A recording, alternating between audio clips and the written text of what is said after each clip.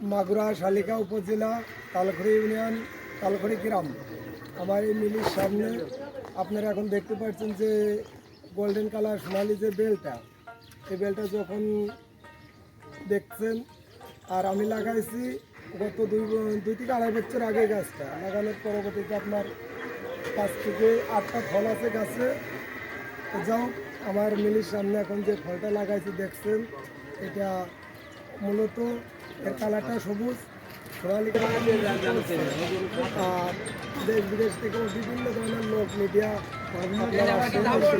এই ফলটা ছবি করে, এই ফলটা আর কি তাদের মনের ইচ্ছার উপর আসলে। আচ্ছা, এবার বলেন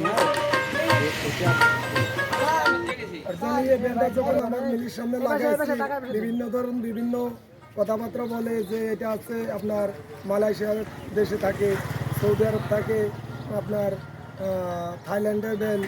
অরিজিনাল মূলত যদিও এক একজন এক একটা নামে ডাকে, আমি এই বেলটার নাম দিচ্ছি আমার নিজস্ব কায়দায়, আমার নিজের যেহেতু মিলির সামনে আমি নিজের নাম দিচ্ছি, এটার নাম আপনার জিয়া বেল। বলে একজন বলে ভাই আপনি জিয়া বেল দিলেন কেন? আমি বললাম যে জিয়া বেল দিচ্ছে এই জন্যে আমি জিয়ার আদর্শে একজন সৈনিক, আর জিয়াউর রহমান নামের উপর এই নামটা বেলটার নামকরণ করেছি জিয়া বেল। এই গাছ মূলত এই বেলটা আছে হাইব্রিড জাতের একটা বেল। এটার ওজন আপনার আমার কাছে এখন আছে 10 থেকে 12 কেজি ওজন, তো বলছে আমার 15 থেকে 20 কেজি ওজন হবে।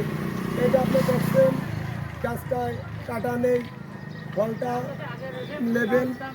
আপনার এই গাছটায় 8 থেকে 10টা ফল, এর ওজন তো বলছি যাও আর কি।